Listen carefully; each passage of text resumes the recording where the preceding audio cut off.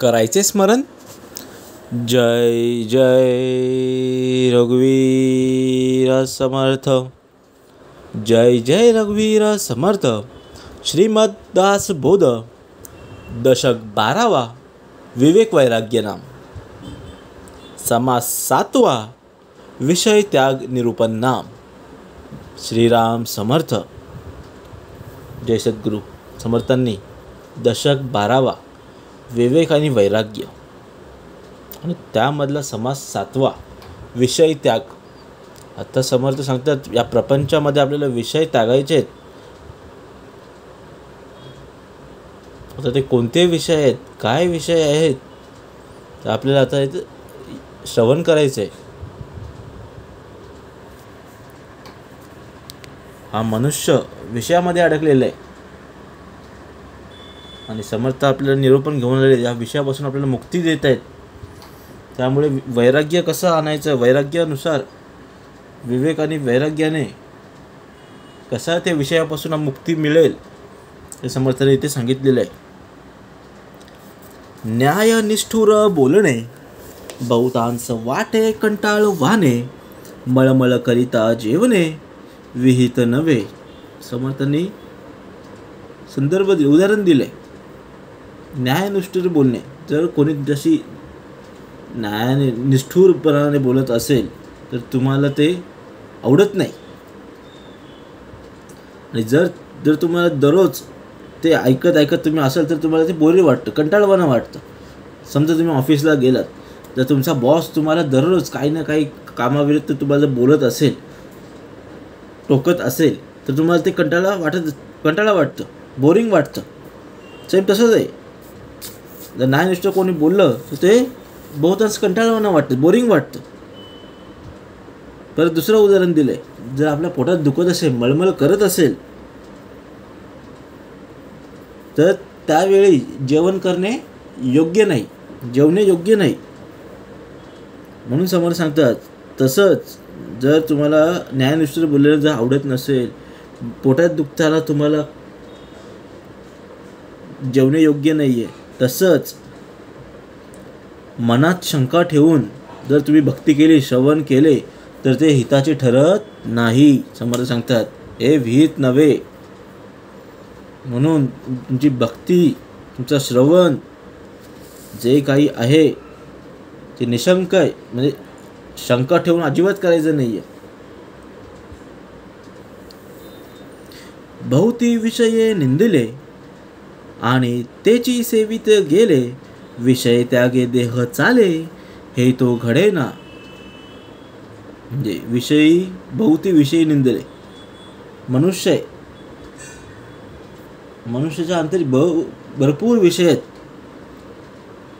जर मनात भरपूर शंका येतात, विषय येतात आणि अनेक लोक त्या विषयाची निंदा सुद्धा करतात. पण ते विषय सेवन करत असताना या विषयांचा जर संपूर्ण त्याग केला तर तो देह कसा चालेल. समर्थ सांगतात पण ते अशक्य आहे. विषय त्याग देह चाले हे तो घडेना, अशक्य आहे समर्थ सांगतात, वाटतंय. पण वैराग्याचा उपयोग करून आपल्याला विषय त्याग करायचे आहे. बोलणे एक चालणे एक, त्याचे नाव हीन विवेक. येणे करिता सकळ लोक हंसो लागती. तुम्हाला सांगतात बोलणे एक चालणे एक. जे आपण जो बोलतो तेच करायला पाहिजे, तसंच वागायला पाहिजे. पण आपण काय करतो, आपण उलटच करतोय. आपण बोलतो एक आणि करतो एक. मग अशाने काय होतं, मित्रमंडळीमध्ये, परिवारामध्ये याला हीन विवेक म्हणतात. समजतात की हा याचं एका दगडावर पाय नाही आहे, हा बोलतो एक आणि हा करतो एक, त्याच्यावर विश्वास नाही बसत. काही लोक त्या हसण्यावर नेतात, त्याचा उपहास करतात. आणि समर्थांनी याला हीन विवेक असं म्हटलेलं आहे. आणि अशा तऱ्हेने वागले तर आपला सर्व लोक उपहास करतात. विषय त्यागविन जो काही परलोक तो प्राप्त नाही. ऐसे बोलणे ठाई ठाई बरे पहा. समर्थ सांगतात विषय त्यागे विनतो काही, आणि परलोक तर अजिबात प्राप्त नाही. विषय त्याग केल्याशिवाय परलोकाची प्राप्ती नाही. आणि लोक ठाई म्हणतात, जिथे आपण जाऊ तसे लोक म्हणतात की विषय त्यागल्याशिवाय परलोक प्राप्त होत नाही. याचा आपल्याला विचार करायचा आहे. प्रपंच खाती जेवती, परमार्थ काय उपवास करते, उभयतासारखी दिसती विषयाविषयी. दोन प्रकारची लोक आहेत, एक प्रपंच आणि परमार्थी. जे प्रपंच आहेत ती खाती जेवती, आणि परमार्थी काय उपवास करते, असं थोडीच आहे. तुम्हाला सांगतात, जे मनुष्य आहे पृथ्वीवरती आहे, ज्याला चोच दिलेली आहे, त्याची दाण्याची सोय केलेलीच आहे, तो सुद्धा जेवतोय. असं नाही आहे प्रपंच कसं ते खात्या पितात आणि परमार्थी थोडीच उपवास करतात. विषय सेवनाच्या बाबतीत दोन्ही सारखेच आहेत, दोन्ही मनुष्यच आहेत, दोन्ही उभयतेच आहेत, आणि विषय दोघांमध्ये सुद्धा आहेत. देह चालता विषय त्यागी, ऐसा कोण आहे जगी, याचा निर्वाह मज लागी, देवे निरुपावा. प्रपंचिक म्हणजे देह चालता विषय त्यागी, म्हणजे देह जिवंत असताना जो विषयांचा त्याग करतो, असा जगात कोण आहे का? तर मला सांगा, असं श्रोत्याने वक्त्याला म्हटलेलं आहे. असा कोणता देह आहे जो विषय त्याग करून जगत आहे? तसं मला सांगा. विषय अवघा त्यागावा, तरीच परमार्थ करावा, ऐसा पाहता गोवा दिसतो की. म्हणजे विषय अवघा त्यागावा म्हणजे विषयाचा संपूर्ण त्याग करावा आणि मगच परमार्थ करावा, असं म्हणण्यात घोटाळा आहे, चुकीचं आहे, असं समर्थ सांगतात. ऐसा श्रोता अनुवादला, वक्ता उत्तर देता झाला, सावध होऊन मन घाला एतद विषयी. ही सर्व आत्तापर्यंत जी वाक्य होती, जी उदाहरणं होती, जी शंका होत्या, ही सर्व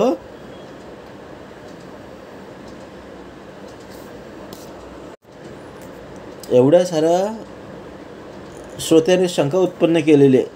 आणि आता समर्थ सांगत आहेत ते आपल्याला सावधपणे ऐकायचं आहे. विषय त्याग कसं करायचं आहे ते सांगतायत समर्थ. वैराग्य करावा त्याग, तरीचा परमार्थ योग, प्रपंच त्यागे सर्व सांग, परमार्थ घडे. म्हणजे वैराग्याने जर विषय त्याग केला तर परमार्थ साध्य होतो, यात तीळ मात्र सुद्धा शंका नाही. पण प्रपंचाचा संपूर्ण त्याग केला तर परमार्थ यथासांग घडतो. समजा आपण कुठून जात असो, बाहेरून जात असो, आणि आपल्याला जर समजा वडापावची गाडी दिसली, आपल्याला वडापाव खायचा मोह झाला, शेवटी तो पण विषय आहे, आपण डायरेक्ट नाही सोडू शकत. जर आपण वैराग्याने जर आपण जरी समजूत केली, वैराग्याने विषय त्याग करायचा असेल तर काय करावं लागेल, तसं मनाला समजावं लागेल की बाहेरचं खाऊ नये, तेलकट आहे, त्याच्यामुळे आपल्या शरीराची हानी होईल, आजारी पडतील. अशा जर त्या वैराग्याने जर विचार केला तर त्या मोहाचा, त्या वडापावचा विषय त्याग होतो. समोर सांगतात वैराग्याने विषय त्याग करा, आणि असं जर केलं तर परमार्थ सुद्धा तसा घडतो. मागे ज्ञानी होऊन गेले, तेही बहुत कष्ट केले, तरी मग विख्यात झाले भूमंडळी. समज सांगतात मागे जे होऊन गेलेत, म्हणजे आपले पूर्वज जे होऊन गेलेत, त्यांनी भरपूर कष्ट केलेले आहेत, त्यांना परमार्थ साध्य होण्यासाठी भरपूर कष्ट केलेले आहेत. जर तुम्ही पहिल्या काळात बघितलं असेल, त्रेतायुग, द्वापारयुग, त्यामध्ये देवाला प्रसन्न करण्यासाठी घरदार सोडून जावं लागत असं. आपण तर कलियुगात आहेत, आपल्याला घरदार सोडून पण नाही सांगितलंय, फक्त श्रवण करायचं आहे, परमार्थ करायचं आहे. ते पण घरात बसून. आपल्याला कुठे जायचंच नाही आहे. पहिल्या काळामध्ये रावण किंवा बाकीचे असतील राक्षस, त्या देवमंडळी असतील, साधू असतील, तर त्यांना देवाला प्रसन्न करून घ्यायचं असेल, तर त्यांची भक्ती हे करायची असेल, तर ते वर्षानुवर्ष तप करत असतात, जप करत असतात. ते पण कुठे? घरात नव्हे, घराच्या बाहेर डोंगरात, एखादा पर्वतावर, जिथे कोणी त्यांना डिस्टर्ब करणार नाही. तेव्हा तेव्हा तेव्हा तेव्हा एवढी तपस्या केल्यानंतर देव प्रसन्न व्हायचे. पण आपण आता कलियुगात आहोत, आपल्याला कुठे जायची गरज नाही आहे. या कलियुगामध्ये समर्थांनी सांगितलेलं आहे की देव तरसले आहेत की आम्हाला कलियुगामध्ये जन्म पाहिजे. कारण इथे समर्थांनी सोपा परमार्थ सांगितलेला आहे. इथेच तुमची प्राप्ती होणार आहे. इथेच तुम्ही परमार्थ केला तर याचेच फळ तुम्हाला इथेच मिळणार आहे, याच जीवनात मिळणार आहे. म्हणून मागे जे आपले पूर्वज आहेत त्यांनी भरपूर कष्ट केले परमार्थ साध्य होण्यासाठी, खूप सजवले, पण या भूमंडळावर ते प्रसिद्ध झालेले आहेत. एक मत्सराकरिताच मेली, अन्न अन्न म्हणता मेली, कित्येक भ्रष्टली पोटासाठी. म्हणजे एक मत्सर करता करताच मेली, काही अन्न अन्न म्हणता मेली, आणि कित्येक जण भरकटली आहेत, ती पोटासाठी भरकटली आहेत, ती भ्रष्ट झालेली आहेत. वैराग्यमुळे होणं नाही, ज्ञान प्रत्ययाचे नाही, सृष्टी आचार तोही नाही, भजन कैचे. म्हणजे आधी मुळात जर वैराग्यच नाही आणि अनुभवाचे ज्ञान तर अजिबात नाही आणि शुद्ध आचार नसल्याने तर भजन कसं घडणार. समर्थ सांगतात, जर तुम्हाला भजन, वैराग्य, परमार्थ घडायचा असेल तर शुद्ध आचार, अनुभव, ज्ञान आणि वैराग्य असलं पाहिजे, तेव्हाच तुमचा परमार्थ घडेल. ऐसे प्रकारीचे जन आपणास मनवती सज्जन, पाहो जाता अनुमान अवघाच दिसे.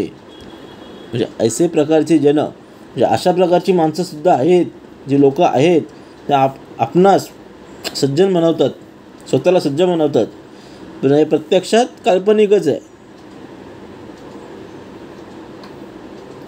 तरी जे वेश, साधू संतांचे वेश करत असतील पण ते दिखावा आहे, काल्पनिक आहे, देव होऊ शकत नाही. जयांच नाही अनुताप, हेची एक पूर्व पाप, क्षणाक्षणा विक्षेप पराधिकपणे. म्हणजे जयास नाही अनुताप, ह्याची त्याची पूर्वपाप, म्हणजे ज्याला कृतकर्माबद्दल पश्चाताप होत नाही, याने केलेल्या कर्माबद्दल पश्चाताप होत नाही, त्याचे पूर्वपापच जाणावे. आणि शिवाय दुसऱ्याचा उत्कर्ष सहन न केल्याने तो क्षणक्षणी दुःखच होतो, हे वेगळंच.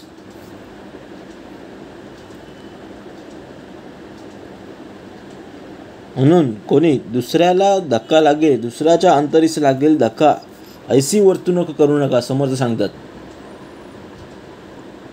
दुसऱ्याला वाईट वाटेल असं आपल्या इथून काही कर्म झाली नाही पाहिजे. आणि ते जर आपण जर कोणासाठी वाईट बोललो तर आपलंच वाईट होतं. म्हणजे दुसऱ्यासाठी आज जर आपण खड्डा खणू तर त्यात पहिला आपणच गाडले जाऊ, त्या खड्ड्यात जाऊ. म्हणून समोर सांगतात, या जन्मीचे फळ याच जन्मी मिळणार आहे. आणि दुःख याच जीवनात आपल्याला मिळत असतं. मज नाही तुझं साजेना, हे तो अवघे ठाऊके आहे जना, खात्यास न खाते देखो सकेना, ऐसे आहे. म्हणजे मज नाही तुझे सजेना, म्हणजे मला जे मिळत नाही ते तुला शोभून दिसत नाही. आपण असं डायरेक्ट बोलतो. असा मत्सरी माणसाचा स्वभाव आहे. मला जर कोणती गोष्ट आवडली आणि ती मला जर मिळत नसेल तर मी ती दुसऱ्याला पण सांगत नाही. दुसऱ्याला सांगतो की बाबा ही तुला चांगली दिसत नाही आहे, घेऊ नकोस. असा हा मत्सर आहे आणि हा माणसाचा स्वभाव आहे. हे सर्व लोकांना माहिती आहे. ज्याला खायला मिळत नाही तो दुसऱ्याला खाताना शांतपणे बघू शकत नाही, अशी याची स्थिती आहे. समर्थांनी अगोदर लिहून ठेवलं आहे जे आता कलियुग स्थिती खरं होते. भाग्यपुरुष थोर थोर, त्यास निंदिती डिवाळ खोर, सहवास देखता चोर, चरफडी चैसा. भाग्यपुरुष थोर थोर म्हणजे भाग्यवंत अशा थोर थोर लोकांना टवाळखोर लोक त्याची निंदा करतात. म्हणजे जे भाग्यवान आहेत, जी थोर लोक आहेत, त्यांना पाहून टवाळखोर लोक असतात ते त्यांची निंदा करतात. कारण सज्जन माणसाला पाहून चोर जसा चरपटतो, हा तसाच एक प्रकार आहे. वैराग्य पर ते नाही भाग्य, वैराग्य नाही ते अभाग्य, वैराग्य नसता योग्य, परमार्थ नव्हे. म्हणजे वैराग्यासारखं कोणते भाग्यच नाही आहे. ज्याच्याजवळ वैराग्य नसेल, समर्थ सांगतात, तो अभागी आहे. पण वैराग्य नसताना परमार्थ व्यवस्थित होऊच शकत नाही, समर्थ सांगतात. प्रत्यय ज्ञानी वितरागी, विवेक बळे सकळ त्यागी, तो जाणीजे महायोगी, ईश्वरी पुरुष. प्रत्यय ज्ञानी वितरागी आणि विवेक बळे सकळ त्यागी म्हणजे जो पुरुष स्वानुभवी आहे, अनासक्त आहे, वैराग्य संपन्न आहे, तोच पुरुष महायोगी ईश्वरी अवतार जाणावा, समर्थ सांगतात. अष्टमा सिद्धीची उपेक्षा, करून घेतली योग दीक्षा, घरोघरी मागी भिक्षा, महादेव. म्हणजे अष्टमा सिद्धीची उपेक्षा म्हणजे अष्टसिद्धींची जी उपेक्षा करतो, ज्याने ही योगदिशा घेतलेली आहे, अष्टसिद्धीची संपन्न योगदिशा घेतलेली आहे, आणि जो घरोघरी भिक्षा मागून उदरनिर्वाह करतो, तो महादेवच होय, समर्थ सांगतात. आणि आपण पाहिलेलं आहे रामायणामध्ये हनुमानाने अष्टसिद्धी संपन्न केली होती आणि तो एक शंकराचा अंश आहे, महादेवाचा अंश आहे. आणि समर्थ सांगतात, जो कोणी अष्टसिद्धी प्राप्त करेल तो महादेवाचा अवतारच समजावा. ईश्वराची बराबरी, कैसा करील वेशधारी, म्हणून या सकट सरी होत नाही. समर्थ सांगतात, ईश्वराची बराबरी कोण करणारच नाही आहे. ईश्वराची वैराग्यामध्ये करतील, केवळ वैराग्यासारखं देह धारण करतील, जटा वाढवतील, केस वाढवतील, भगव वेश परिधान करतील, पण ईश्वराची बरोबरी करू शकणार नाही. म्हणून केवळ बाहेर वेश धारण करणाऱ्या दोघांची बरोबरी होऊच शकत नाही. ते कितीही समांतर दिसत असले तरी ते ईश्वर होऊ शकत नाही. उदास आणि विवेक, त्यास शोधिती सकळ लोक, जैसे लालची मूर्ख रंक, ते दैन्यवाने. ज्याच्या ठिकाणी औदासीन आणि विवेक दोन्ही असतात, अशाच सर्व शोध सर्व लोक घेत असतात. तर लालची, रंक आणि मूर्ख माणूस दैन्यवाने जीवन जगत असतो. जो विचारापासून चेवले, ते आचारापासून भ्रष्टले, विवेक करू विसरले, विषय लोभी. म्हणजे जे विषय लोभी आहेत ते विचार करू शकत नाही किंवा ते विवेकहीन असतात आणि आचारभ्रष्टही असतात. म्हणून समर्थ सांगतात, भजन तरी आवडेना, पुरशरण कदापि घडेना, बल्यांस त्यास पडेना, येत निमित्त. भजन तरी आवडेना म्हणजे त्यांना भजन मुळीच आवडत नाही आणि त्यांच्या हातून कधी पुरस्चरण अजिबात घडत नाही. आणि या अशा कारणामुळे चांगल्या माणसांची त्यांचं अजिबात पडत नाही. वैराग्य करुण भ्रष्टेना, ज्ञान भजन सांडिना, व्युत्पन्नानी वाद घेना ऐसा थोडा. म्हणजे वैराग्य संपन्न असून जो भ्रष्ट होत नाही आणि ज्ञानी असून जो सगुणाचे भजन सोडत नाही आणि व्युत्पन्न असून जो वाद घालत नाही असा एखादाच असतो कोणतरी, आम्हाला सांगतात. तो विरळ आहे. कष्ट करिता शेत पिके उंच वस्तू तत्काळ विके जाणत्या लोकांच्या कौतुके उड्या पडती. म्हणजे जर तुम्ही कष्ट केले, शेतामध्ये कष्ट केले तरच त्याचं तुम्हाला चांगलं पीक मिळेल आणि चांगली वस्तू तत्काळ विकली जाते. तसंच त्याप्रमाणे विवेक वैराग्य संपन्न माणसाकडे लोकांच्या नजरा खोलंबतात आणि लोक त्यांचे कौतुक करतात. येरते अवघेचे मंदले दुराशेने खोटे झाले काने कोंडे ज्ञान केले भ्रष्टाकारे. म्हणजे येरते अवघेची मंदले म्हणजे अशा माणसांखेरीज इतर जे असतात ते सर्व त्यांच्यापुढे निस्तेज ठरतात, कारण त्यांच्या मनात दुराशा असल्याने ते खोटे ठरतात आणि ते वैराग्यभ्रष्ट होतात आणि त्यांच्यामुळे त्याच्याही ज्ञानाला कमीपणा येतो. सबळ विषय त्यागणे शुद्ध कार्यकारण घेणे विषय त्यागाची लक्षणे ओळखा ऐसी. म्हणजे सबळ विषय त्यागणे शुद्ध कार्यकारण घेणे म्हणजे अशुद्ध विषयांचा जर त्याग करायचा असेल व शुद्ध विषयांचे देहनिर्वाणपुरतं कार्यकारणाचे सेवन करावे आणि हीच विषय त्यागाची लक्षणं आहेत. सकळ काही करता देव नाही प्रकृतीचा ठाव विवेकाचा अभिप्राव विवेक जाणती. विवेक पुरुष काय जाणतो? सर्वांचा करता करविता एकच आहे, एकच देव आहे, हा विवेक पुरुष जाणतो. प्रकृतीला अस्तित्वच नाही आहे आणि हा विचार विवेकी बरोबर जाणतो.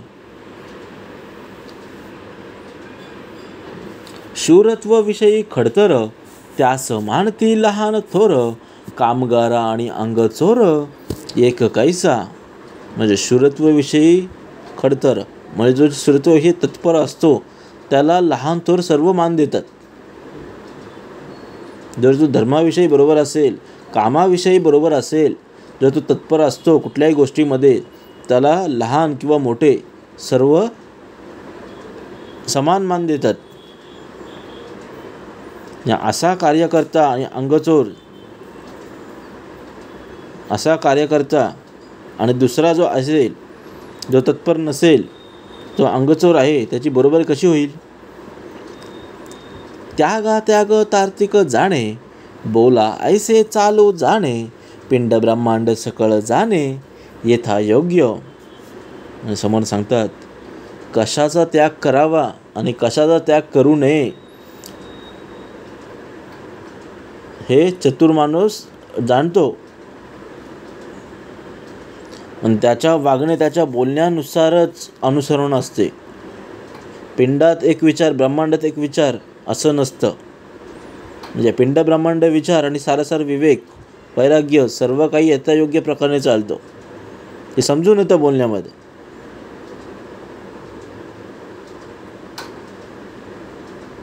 आपल्याला तर समजायचं आहे, आपल्याला विचार करायचा आहे कसा त्याग करायचा आहे आणि कशामध्ये आपण त्याग करू नये हे आपल्याला जाणायचं आहे. ऐसा जो सर्व जाणता उत्तम लक्षणी पुरता त्याचे निसार्थकता सहजची होय. म्हणजे समोर सांगतात असा जो सर्व जाणता म्हणजे असा जो सर्व जाणणारा उत्तम लक्षणांनी जो पूर्णयुक्त आहे, जो पूर्णयुक्त पुरुष आहे, तोच त्याच्या संगतीने आपल्या जीवनाचेही सार्थक होते. आणि आपल्याला असं बनायचं आहे, उत्तम लक्षणं घ्यायची आहेत, श्रवण करायचे आहेत आणि पूर्णयुक्त पुरुष म्हणून आपल्याला आपल्या जीवनाचे सार्थक करायचे. ऐसा जो सर्व जाणता, उत्तम लक्षणी पुरता, तयाचे निसार्थकता सहजची होय. इति श्रीदासबोधे गुरुशिष्य संवादे विषय त्याग निरूपण नाम समास 7वा. जय जय रघुवीर समर्थ.